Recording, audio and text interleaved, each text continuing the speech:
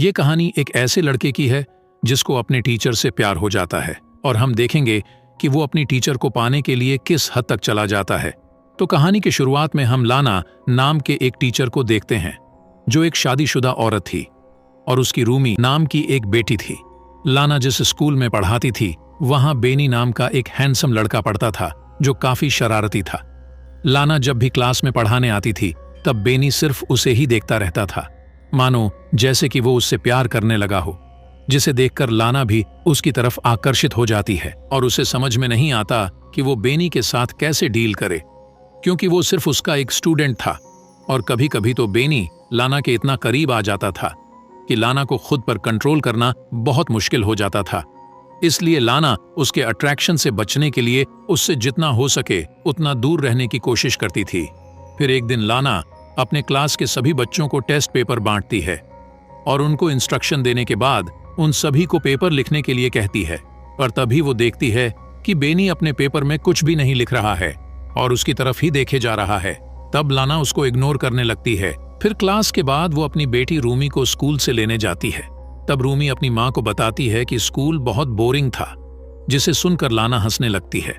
फिर जैसे ही वो रूमी को कार में बिठाती है तभी उसकी नजर बेनी पर पड़ती है जो अपने कुत्ते को टहला रहा था।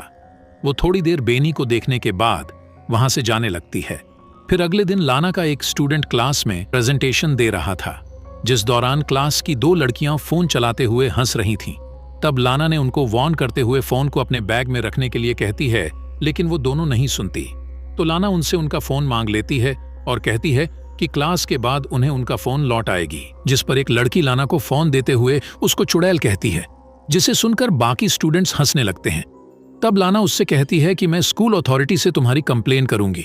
फिर जब ब्रेक टाइम पर लाना कॉफी पी रही थी तभी उसकी नजर बेनी पर पड़ती है, जो उसी लड़की को परेशान कर रहा था जिसने क्लास में लाना की बेइज्जती की थी। बेनी उस लड़की के बैग से सारा सामान फेंक देता है और उसकी साइकिल उठाकर पटक देता है, जिसे देखने के बाद लाना दूसरी टीचर के साथ बेनी के बारे में बात करती है और उसे बताती है कि वो बेनी के बारे में क्या सोचती है और बेनी कैसे रिएक्ट करता है, जिसे कहकर वो उस टीचर से कुछ राय मांगती है। लेकिन वो टीचर कंफ्यूज हो जाती है और उसे कुछ भी समझ नहीं आता कि क्या राय दे। तब लाना उससे कहती है कि तुम्हें परेशान होने की जरूरत नहीं। फिर अगले दिन क्लास के बाद लाना बेनी से कहती है कि वो उससे कुछ बातें करना चाहती है और वो उसको एक खाली क्लास में ले जाती है और उससे पूछती है कि उसे स्कूल में अच्छा लग रहा है या नहीं। पर बेनी उसके किसी भी सवाल का जवाब नहीं देता और उल्टा लाना से पूछता है कि वो उससे क्या चाहती है। तब लाना उससे कहती है कि उसे सच में उसकी फिक्र है और उसे अपने क्लास की लड़की को परेशान नहीं करना चाहिए था। फिर वो उसे समझाते हुए उसके घुटने पर हाथ रखती है, जिसे देखकर बेनी मुस्कुराने लगता है और कहता है कि मुझे नहीं लगता कि तुम सचमुच मेरी मदद करना चाहती है। तब लाना कहती है कि उसे उसकी फ्यूचर की फिक्र है, क्योंकि पिछले टेस्ट में वो फेल हो गया था, जिसे सुनकर बेनी हंसने लगता है और कहता है कि फालतू की बातें छोड़ो और सच बताओ कि तुम मेरे से क्या चाहती हो। तब लाना को कुछ भी समझ नहीं आता कि वो क्या कहे और मीटिंग का बहाना करके वहां से चली जाती है। फिर अगली सुबह वो जॉगिंग करते हुए एक झील के किनारे रुकती है और एक लंबी सांस लेती है। उसके बाद वो स्कूल जाकर अपना क्लास खत्म करती है। तभी उसकी नजर बेनी की बैग पर जाती है और वो उस बैग को उठाकर आसपास देखने लगती है कि कोई उसको देख तो नहीं रहा है। फिर वो बेनी के बैग से उसका स्वेटर निकालकर सूंघती है और वापस बैग में रख देती है। फिर किसी के आने की आहट सुनकर वो वॉशरूम चली जाती है और वहां झुककर वह नल से पानी पीने लगती है। लेकिन जैसे ही वो उठती है तो अपने सामने बेनी को देखकर नर्वस हो जाती है। तभी बेनी उसके स्तनों को छूता है और उसके गर्दन में किस करने लगता है।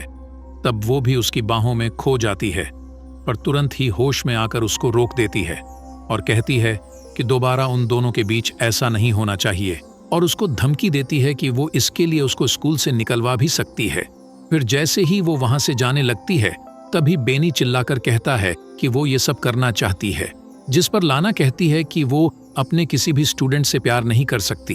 फिर अगले दिन स्कूल के हॉल में बेनी लाना से कहता है कि वो क्लास के बाद उससे मिलना चाहता है, लेकिन वो मिलने से मना कर देती है और बात करते हुए वो लोग सीढ़ियों के पास आ जाते हैं। तब लाना उससे कहती है कि उन दोनों के बीच जो भी हुआ था उसके लिए वो शर्मिंदा है और साथ ही कहती है कि वो उसका ख्याल अपने दिल से निकाल दें, जिसे कहकर वो वहां से चली जाती है। फिर क्लास खत्म होने के बाद जब वो पार्किंग लॉट में जाती है तो देखती है कि उसके कार का साइड मिरर टूटा हुआ था और उसके कार पर स्क्रैच लगे हुए थे।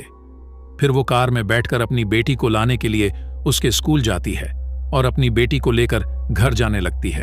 फिर अगले सीन में हम देखते हैं कि लाना अपने घर में गार्डनिंग कर रही है।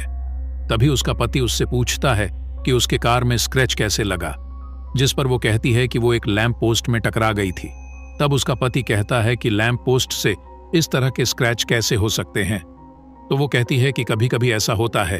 फिर वो लाना से कहता है कि तुम्हारी चाय ठंडी हो रही है, जिसे कहकर वह वहां से चला जाता है। फिर अगले दिन लाना अपने क्लास में सभी स्टूडेंट्स को इंटर्नशिप के लिए एक लेटर लिखने को कहती है और सबसे पूछती है कि किसी को कोई सवाल करना है। तब बेनी हाथ उठाकर उससे पूछता है कि क्या वो स्कूल में जॉब छोड़ना चाहती है, क्योंकि उसने उसको हेडमिस्ट्रेस के ऑफिस में जाते हुए देखा था, जिसे सुनकर सभी स्टूडेंट्स हंसने लगते हैं। तब लाना कहती है कि वो हेडमिस्ट्रेस से उसकी शिकायत करेगी, जिस पर बेनी कहता है कि लाना को हेडमिस्ट्रेस के तलवे चाटना पसंद है। तब ये सुनकर लाना को गुस्सा आता है और वो उसके बैग को उठाकर क्लासरूम के बाहर फेंक देती है और उससे कहती है कि या तो वो क्लास से बाहर चला जाए या फिर वो खुद चली जाएगी। इसी बीच एक लड़का डस्टर उठाकर बोर्ड की तरफ फेंकता है, जो लाना को लगते लगते बचता है, जिसे देखकर लाना क्लास से बाहर चली जाती है। फिर घर पर लाना जब अपनी बेटी को पढ़ा रही होती है तब उसका फोन बार बार बजने लगता है, लेकिन जब भी लाना फोन उठाती है तो दूसरी तरफ से कोई भी नहीं बोलता। फिर अगले दिन जब लाना स्कूल जाती है तो बेनी को क्लासरूम में पहले से ही बैठा हुआ देखकर घबरा जाती है और स्कूल के रिसेप्शनिस्ट को जाकर कहती है कि उसकी तबीयत ठीक नहीं लग रही। उसके बाद वो घर चली जाती है। फिर रात को डिनर बनाते समय उसका पति उससे पूछता है कि उसका दिन कैसा रहा, तो वो झूठ बोल लेती है कि वो सारा दिन स्कूल में पढ़ाती रही और अपने स्टूडेंट्स के टेस्ट पेपर भी चेक करती रही। फिर अगले दिन लाना अपनी बेटी को स्कूल में छोड़ने के बाद वो अपने काम पर नहीं जाती और एक नदी के किनारे रुककर सेब खाने लगती है, जिसके बाद वो म्यूजियम में चली जाती है और थोड़ी देर तक वहां लगे पेंटिंग्स को देखने लगती है। तभी अचानक उसकी नजर बेनी पर पड़ती है। तब उसे वहां देखकर वो डर जाती है और जल्द से जल्द वहां से निकलने की कोशिश करती है, पर जैसे ही वो लिफ्ट से जाने लगती है तभी वहां पर बेनी आ जाता है और वो लाना से कहता है कि वो उसे मिस कर रहा था, जिससे कहकर वो उसके स्तनों को छूने लगता है। तब लाना भी आउट ऑफ कंट्रोल होकर उसको किस करने की कोशिश करती है, लेकिन बेनी उसको रोक देता है और वो उसे सिर्फ छूकर उसको सिड्यूस करने लगता है। फिर उस रात लाना को बार बार बुरे सपने आते हैं कि उसकी फैमिली उससे दूर हो गई है, इसीलिए वो घबराकर जाग जाती है। फिर अगले दिन वो चुपके से स्कूल के हेडमिस्ट्रेस के ऑफिस में जाती है और वहां से टेस्ट पेपर चुरा कर लाती है। और जब सारे स्टूडेंट्स लंच करने के लिए कैंटीन चले जाते हैं तो वो बेनी को फंसाने के लिए वो पेपर उसके जैकेट में रख देती है। फिर अगले दिन लाना ऑफिस में बैठकर दूसरे टीचर्स से बात करते हुए देखती है कि कुछ सिक्योरिटी गार्ड्स बेनी को पकड़कर कहीं ले जा रहे थे, यानी कि बेनी को टेस्ट पेपर चुराने के इल्जाम में स्कूल से निकाल दिया गया है। फिर उसके जाने के बाद लाना उसको मिस करने लगती है और उसके साथ बिताए गए पलों को याद करने लगती है। फिर एक दिन लाना और उसकी बेटी एक बुक स्टोर में जाते हैं, क्योंकि रूमी को अपने दोस्त किम को गिफ्ट करने के लिए वो खरीदना था, पर रूमी वहां जाकर एक टॉय को लेने की जिद करने लगी है, मगर लाना उसको मना कर देती है। फिर थोड़ी देर बाद रूमी कहीं पर गायब हो जाती है। तब लाना उसको ढूंढने लगती है और काफी देर तक ढूंढने के बाद भी वो उसको कहीं नहीं मिलती। इसलिए वो सिक्योरिटी गार्ड से सीसीटीवी फुटेज दिखाने के लिए कहती है। तब सीसीटीवी फुटेज में वो देखती है कि बेनी उन दोनों का पीछा कर रहा था और रूमी को स्टोर से बाहर निकलते हुए देखकर वो पैनिक हो जाती है। लेकिन तभी उसे उसके पति का कॉल आता है कि रूमी उसके साथ घर पर है, जिसे सुनकर लाना खुश हो जाती है और सिक्योरिटी गार्ड से माफी मांगकर घर चली जाती है। फिर उस रात जब उसका परिवार सो रहा होता है तो उसे बार बार दरवाजे पर दस्तक सुनाई देती है, जो उसका भ्रम था। तब वो वहां जाकर दरवाजा बंद करने लगती है, जिस दौरान वो इमेजिन करती है कि वो बेनी के साथ इंटीमेट हो रही है। और इसी तरह सुबह हो जाती है। तभी उसका पति आने पर उसका सपना टूट जाता है। उसके बाद लाना कार लेकर बेनी के घर के पास जाती है और वहीं रुककर बेनी का इंतजार करने लगती है। फिर वो जैसे ही अपना स्कूटर लेकर कहीं जाने लगता है, तब लाना उसका पीछा करने लगती है और पीछा करते हुए वो एक सुनसान जगह में पहुंच जाती है। तभी वो अपनी कार की स्पीड तेज करती है और अपनी कार से बेनी को टक्कर मार देती है। यानी कि उसने बेनी से पीछा छुड़ाने के लिए उसको मार डाला।